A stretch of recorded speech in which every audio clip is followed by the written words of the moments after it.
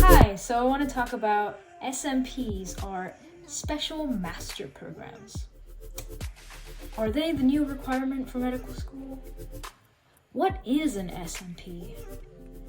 And most importantly, do you need it? Let's find out. So, as a person who's been through an SMP myself, I can at least give you some guidance. First off, what is an SMP? An SMP, or a Special Master's Program, is essentially a program that helps prepare you for medical school. Whether it be helping you specifically change career paths from something that was not pre-health to a pre-health track, or it could be if your GPA wasn't great and you want a second shot. I personally feel like the people who benefit the most for an SMP are people who are either deciding to change their careers to medicine, or you are in desperate need of boosting your GPA and you've graduated from your undergraduate institution. People who I would recommend not to take an SMP are people who simply just need a better MCAT score, or you need more extracurriculars, because I feel like doing an SMP while trying to do an extracurricular, the quality of each will both suffer. So unless if you are in desperate need of both getting those extracurriculars and also getting your GPA boost, I would recommend against doing that. I would actually say it would be a better idea to even wait an extra year or do your extracurriculars over your summers and breaks as much as possible. What SMPs teach? So that's a pretty important question. It really depends on the program. So the program that I went to was the Philadelphia College of Osteopathic Medicine's Masters of Biomedical Sciences. And that Special Master's Program was essentially the hard science classes you would take if you were to be a first-year medical student in their osteopathic medical school. So many of the teachers were the exact same as my OMS friends. And I also ended up taking very similar, if not the exact same lectures that my osteopathic medical school friends took while they were learning their first year curriculum. One big caveat to that is because you're taking first year medical school courses and also your GPA really relies on your performance in these special master's programs, you have to be very careful and make sure you are really in good shape and are able to study and prove yourself that you can actually do medical school coursework. Because if not, it'll actually hurt you even more instead of benefiting you in any way, which would really be sad because you don't want your chances of getting into medical school either further dampened because you decided to take an SMP and you just couldn't handle it for whatever reason. So I honestly would say if you have any family issues or any personal or mental health issues, I would highly recommend you not to take the SMP and first deal with those problems. Medical school can always wait. You can always apply later. It's so much better to, save up financially for it.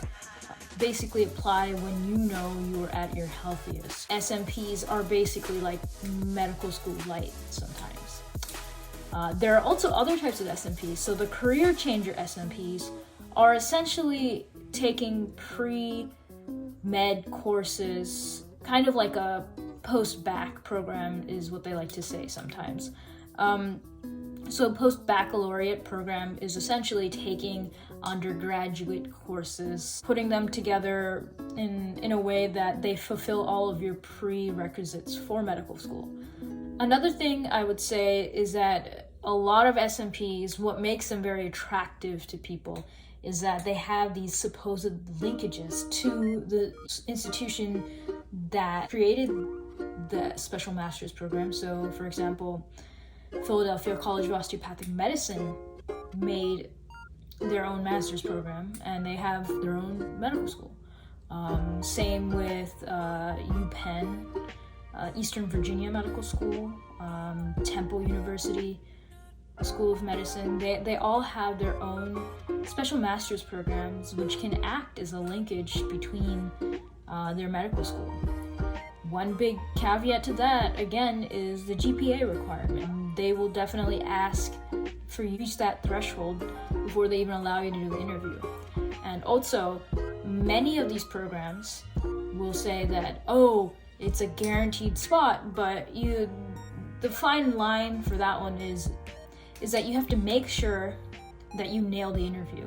So it's only guaranteed if you do well in the interview. When you go through a cycle, you realize that not 100% of the interviews you get an acceptance. So you have to also make sure that you do well in the interviews.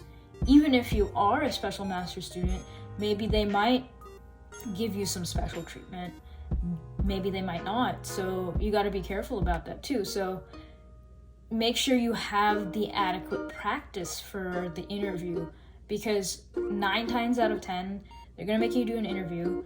And it is highly dependent on that program whether or not the interview is just a formality or if it's actually an interview as if you are coming from a different institution. And I think the most important thing to look at if you're considering SMP programs is to make sure you talk to people who are currently doing the program if you can. Basically, people who are taking the classes right now, they will have a better insight and probably be more honest than administrators or recruiters who are trying to, get you to come to the program.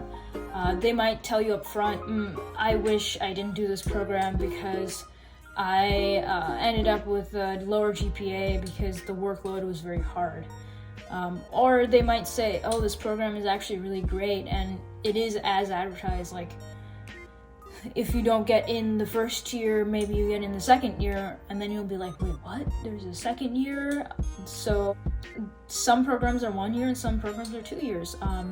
And you also have to check with their office to see whether or not those special master programs allow you to reapply and have that same perk, that same guaranteed interview even after you graduate from their program. Or if you're on the second year of that program, if you still have that guaranteed interview spot for you. So it is a bit of a toss-up, and you may end up spending an extra year that maybe you could have used to boost up your extracurriculars, or maybe done an unofficial post-bac, a DIY post-bac as they like to say.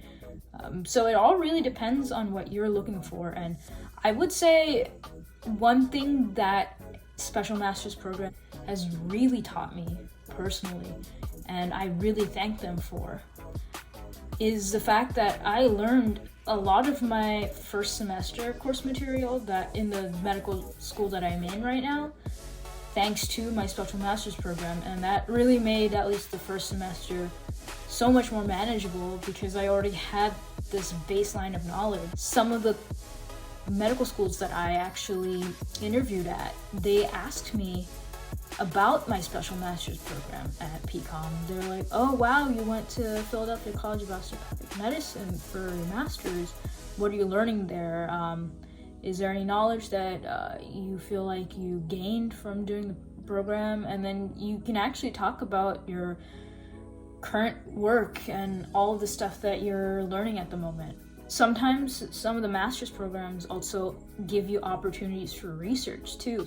I would highly recommend it if you're in that position. If you're in the position of needing a GPA boost and you really think you're in the mental and physical and financial condition to do it, or you're changing your career path, I would highly recommend it.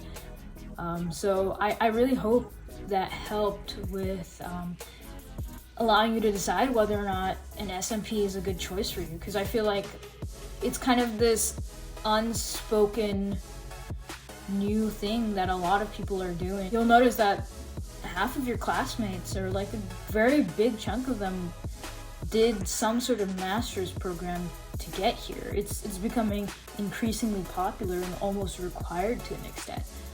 So I'm surprised that a lot of the bigger medical school channels have not really talked about it. So I'm a bit curious as to why that's the case. It's really important that you make sure you work your butt off and you get the scores that you need, and you learn the way that you really truly need to learn for medical school classes, because if you don't, you might be left alone in the dust, and it might actually make it even harder for you to get into medical school. So that's a huge caveat. You gotta make sure that you take the SMP decision very seriously. That concludes my talk. I really hope that helped. This is basically my only video, or one of the few videos I have on my channel. I don't even know which channel I'm gonna post it on, so we'll find out what happens. Gonna put random stuff here if I do, and that's pretty much it. I hope that you guys have a great day, and I wish you best of luck in your medical school journey. If you find the one, you should never give her up. I think it's the way life changes when in love, yeah. I surround my soul with